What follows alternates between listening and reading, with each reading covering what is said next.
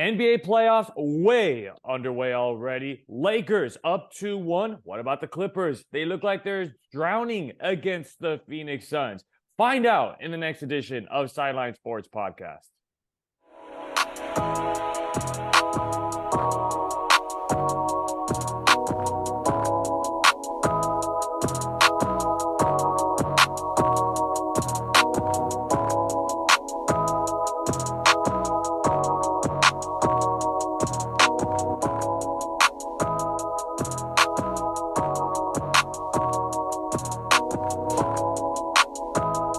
Welcome to Sideline Sports Podcast. If you're not on the sideline, it's not Sideline Sports Podcast.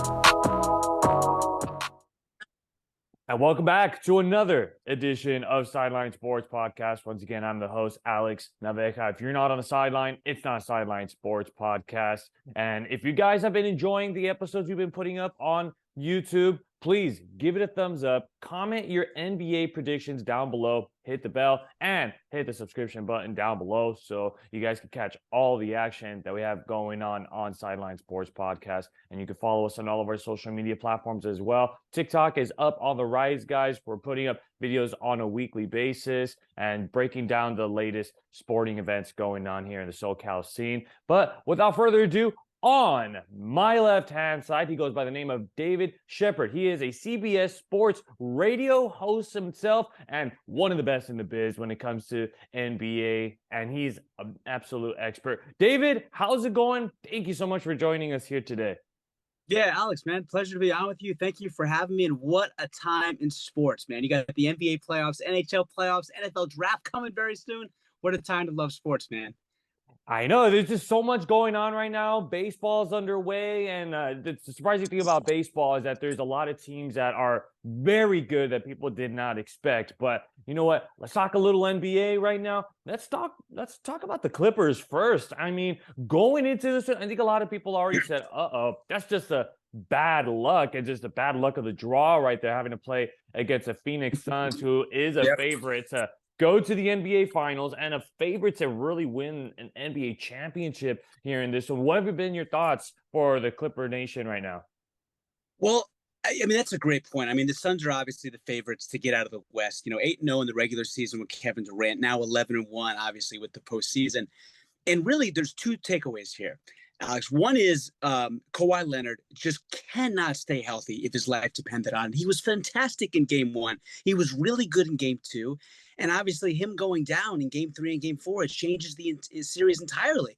But the good news, if there's a silver lining for Clippers fans, it's that Russell Westbrook has completely revitalized his career. I mean, we know about the 3 for 19 performance he had in game one, but he had the biggest rebound of that game. He had the biggest defensive play of that game. And ever since then, he has been averaging 32 points per game on 50% shooting. So good for Russell Westbrook, not Russell Westbrook. And you look at the future of the Clippers, and if PG-13 and Kawhi Leonard can ever, and this is a big if they can ever stay healthy, they're the creme de la creme in the Western Conference. Unfortunately, you got to be durable in the NBA, particularly in the playoffs, and that's what's going to come to really backfire for the Clippers, unfortunately, here. I definitely think if Kawhi and if Paul George were here together, I definitely think they'd be neck and neck there with the Suns. And I mean, they're putting up some great fights, but when it comes down to the ending of it, you've got great closers like Booker, like Durant, like, the whole entire crew that the Suns have. It just becomes very tough. And then when you're low in depth and it's your star talent, I just think it's really tough for the Clippers to really come up with some sort of great run here in this one. But do you see really like any chance, any hope for the Clippers to try to find a way to enforce maybe game 7 or game 6 to try to come back? Is there a physician in the house that can tell us what's going to happen with Kawhi's knees for game 5 or maybe PG-13 potentially for game 7? Because if you have that answer, I can give you a much more clear response to that question. But no, you talked about Kevin Durant and Devin Booker. Devin Booker's averaging 35 points per game in this series. He's not even the Suns' best player, for crying out loud. You also have Chris Paul, who still can show flashes of genius offensively, an individual that completely took over the fourth quarter in game 4. DeAndre Ayton had 15 points, 13 rebounds, and he can do that getting out of bed. And he's their 4th best player. and for the Phoenix Suns. And you talk about Torrey Craig, the solid addition he's been this year compared to what he was last year. He's taken his game to a whole nother level. And so when you factor all that in, the star power for the Suns is just substantially wider than it is for the Los Angeles Clippers, unfortunately. There is no chance whatsoever that the Clippers are even going to take one game left in this series, let alone the next three, if, and likely, Kawhi and PG-13 are not out there playing for the LA Clippers. So I want to talk a little bit about the future here. And I mean, if it seems like these big stars for the Clippers are always out in these much needed win situations. Do you see the Clippers maybe letting go of one of these guys and say, hey, listen, like, we can't continue on like this. You're nowhere to be found in these big games that we need you in. Because Kawhi, let's be real, he's one of the clutchest guys right now when he's playing in the playoffs. I mean, you saw what he did with Toronto, but do you see a breakup between maybe these two with the Clippers in the future? I think the Clippers, yes, I do see potentially a breakup. Obviously, contracts have a lot to do with that. You know, NBA contracts are a lot more player friendly than the NFL. And so everything in the NBA is obviously guaranteed. And you know, the Clippers knew who they were going to dance with in terms of Kawhi Leonard and understanding the health of him. And look, San Antonio, you know, it seemed like he just could not stay healthy. He couldn't. And so he goes to Toronto and he's on his best behavior, and that was fool's gold. And the Clippers bought into the fact that the Kawhi could remain healthy for a postseason. And outside of the bubble, which again favors Kawhi because you had that whole gap because of the pandemic, so they're off for 3 months. Other than that, he has not been healthy for a single postseason for the Clippers. I mean, they made it to the conference finals 2 years ago without him, for God's sakes. And then obviously we know he was absent for all of 2022. And so you look at the immediate future of the Clippers. If I had to be a betting man, even though Kawhi's ceiling is obviously higher than Paul George, at least he's relatively more reliable. Not saying something, but at least you can rely on PG-13 more often than not to be healthy on the court. Kawhi Leonard's knees, I mean, they are the biggest kryptonite I've ever seen of a superstar player. I mean, he makes Anthony Davis look like Karl Malone in terms of durability. I mean, that's what Kawhi Leonard has done. So, yes, there's going to be a breakup at some point, and it's unfortunate because we know Steve Ballmer has very deep pockets. But how much longer is he going to take of Kawhi these dips in the playoffs? Not too much longer. Absolutely. I mean, you're seeing a lot of injuries going on right now in the NBA playoffs all throughout the league. And, you know, it's biting a lot of teams in the rear end. I mean, it's a big shocker right now, the Bucks being down 2-1. But let's shift over to the Lake Show and talk a little bit about them. They are currently up right now, absolutely went off against Memphis in the first 3 quarters. But then you saw Memphis work their way into this one. What have you liked from this series? Well, LeBron James is still LeBron James. Obviously not having to go back to back, you know, not having to do extensive travel, you know, has really favored the guy in his 20th year. He still has the same level of explosiveness. He still sees the game at a level that no one else sees. And then Anthony Davis, aside from game 2, where he was really bad, you know, he had 13 points on 14 shot attempts.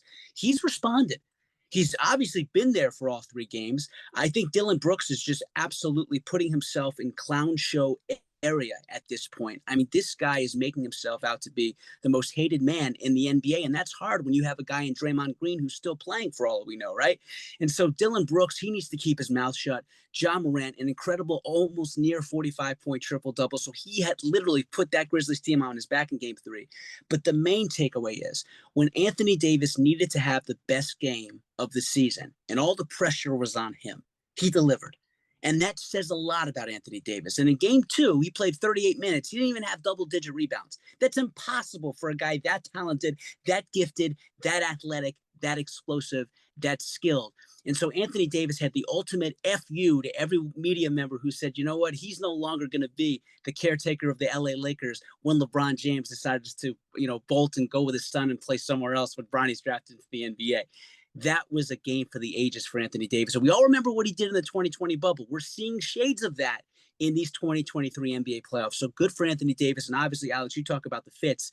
You talk about Austin Reeves and obviously Vanderbilt and Beasley and Hachimura. I mean, these are great pieces around these 2 superstars. I said this at the beginning of the season, by the way. I said this at the beginning of the postseason. The Memphis Grizzlies, yes, they're a 2 seed. They're the underdog here, and they're looking like it in every single game except for game 2 when the Lakers just left their foot off the gas pedal.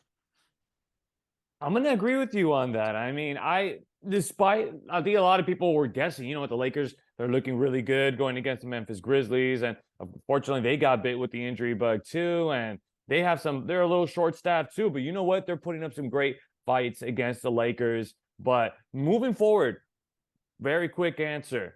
You see the Lakers advancing to the semis?